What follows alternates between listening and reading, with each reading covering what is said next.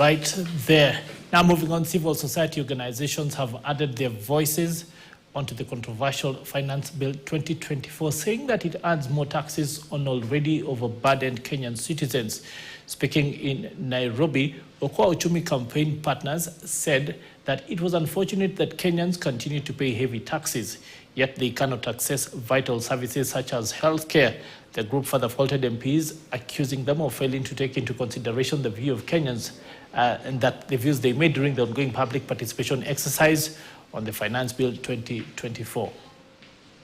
We express profound concern over the escalating cost of living, compounded by punitive, unattainable, and predictable tax policies.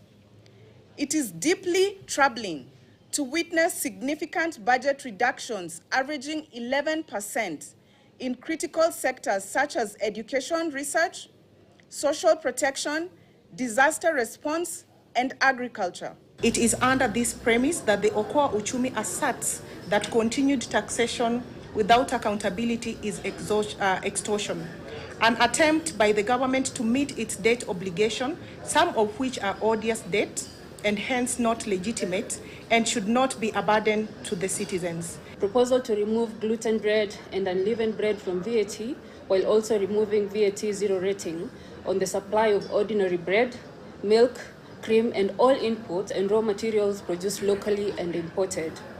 This is bound to increase these items' costs, and the majority will not be able to afford them.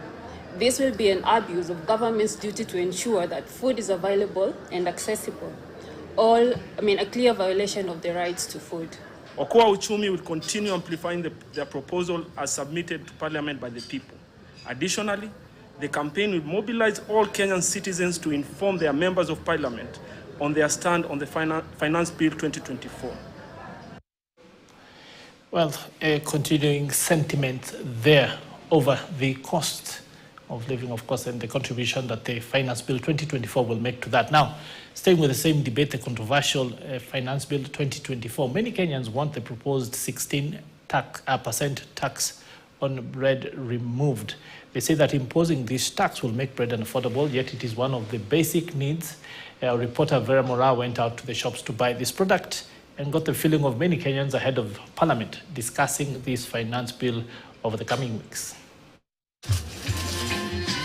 Bread, popularly known in Swahili as boflo, a 5-letter word, but it has entered the tax debate since the publication of the 2024-2025 finance bill.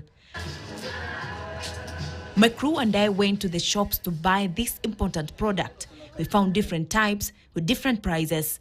The smallest bread currently costs 35 Kenyan shillings, but if the tax is imposed, Kadogo bread will cost between 50 and 55 Kenyan shillings.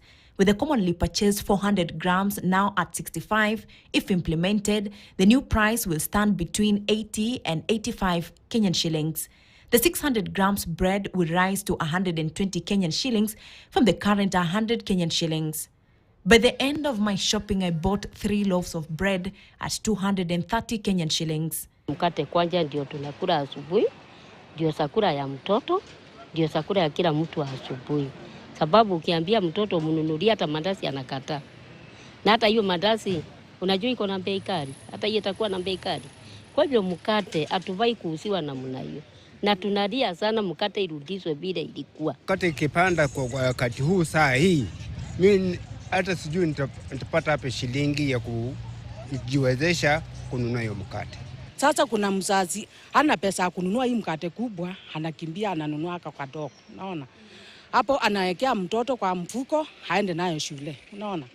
Sasa kila tunaomba hao watu warudishe bei ya mkate chini. Both the old and the young use bread as an accompaniment of tea every morning. But now Kenyans may be forced to look for alternatives. Niko na option. Nikipata shilingi 50, naenda nakatakata hiyo chapati kwa hoteli.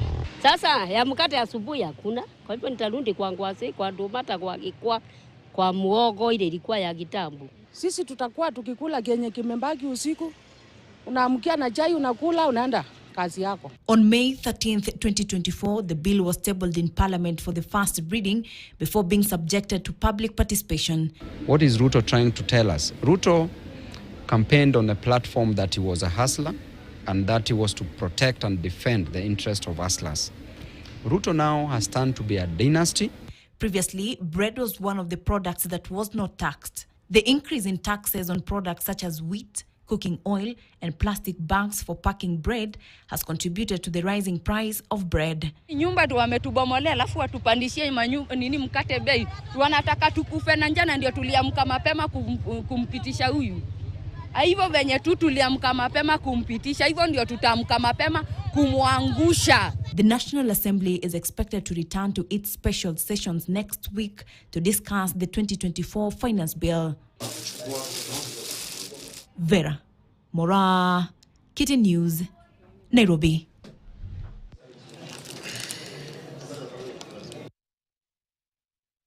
Yeah, so that story there getting us into